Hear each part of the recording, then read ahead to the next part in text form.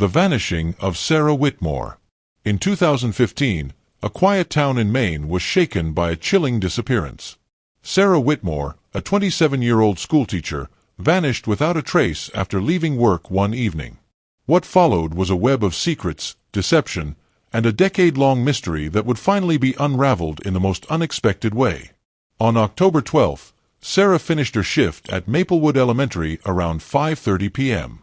She sent a quick text to her sister, Claire, saying she was heading home. That was the last time anyone heard from her. When she failed to show up for dinner with her parents the next day, alarm bells rang.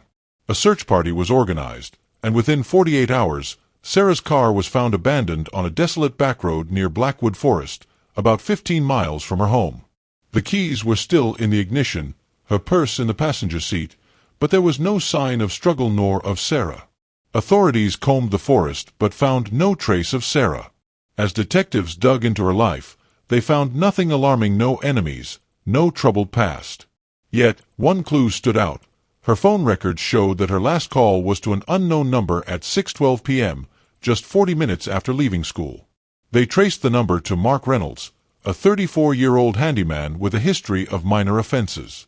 When questioned, Mark claimed he barely knew Sarah. However, surveillance footage from a gas station showed Sarah's car pulling in and Mark approaching her driver's side window just minutes before she vanished. Despite this lead, no physical evidence tied Mark to Sarah's disappearance.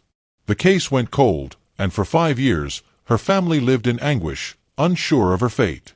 Then, in 2020, a breakthrough came when a hiker stumbled upon a rusted locket buried under leaves in Blackwood Forest.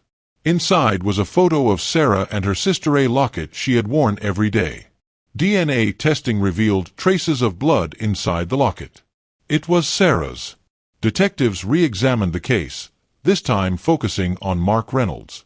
By then, he had relocated to another state and was living under a new name. When brought in for questioning, his alibi from that night fell apart under pressure. A deeper dive into his past revealed that Mark had been at the center of 2 other disappearances in nearby towns, both unsolved.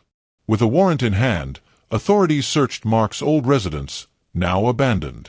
In the basement, they found remnants of burned clothing, including a piece of fabric matching the blue dress Sarah wore the night she vanished. Faced with mounting evidence, Mark finally cracked. He confessed to luring Sarah under the pretense of helping him with his broken-down truck. He then abducted her and, fearing she would escape, took her life. He led authorities to the burial site deep in Blackwood Forest.